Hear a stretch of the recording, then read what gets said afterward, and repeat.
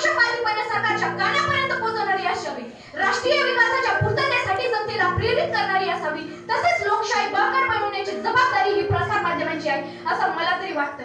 कारण सत्ताधारी सरकारच्या मताप्रमाणेच प्रसार माध्यमांनी वागणं हे लोकशाही बिलकुल मान्य नाही. सर्वसामान्यांचे प्रश्न, बालकांच्या अडचणी, महिलांचे प्रश्न आणि देशातील गलीचे राजकारण यावर सडेतोडपणे प्रश्न प्रसार माध्यमांनी नाही मांडायचं तर मग कुणी मांडायचं? का प्रसार माध्यमांनी नेहमी या सरकारच्या मनमानी कारभारावर वावा करत राहायची? अरे जर पत्रकारांनी प्रवाहाच्या बाजूने वाहत न जाता सद्विवेक बुद्धी जागृत ठेवून ज्यांना स्वतःचा आवाज नाही त्यांचा आवाज होऊन त्यांच्या मुख आवाजाला समाजातील विचारकर्त्यापर्यंत पोहोचवण्याचं काम करावं, म्हणजेच पत्रकारांनी समाजाचा मुखनायक व्हावं.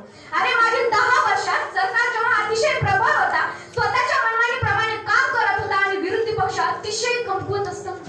विरोधी पक्षांच्या मुसक्या जेव्हा सरकारने अवलल्या तेव्हा आपण सर्वांनी अनुभव घेतला की काही धडाडीच्या वार्ताहरांनी जसे की निखिल वागले, रवीश कुमार आणि पुण्यपुरुष वाजपेयी यांनी अक्षरशः एक हाती किल्ला लढवून सरकारच्या मनमानी कारभारावर अंकुश ठेवण्याचा प्रयत्न केला.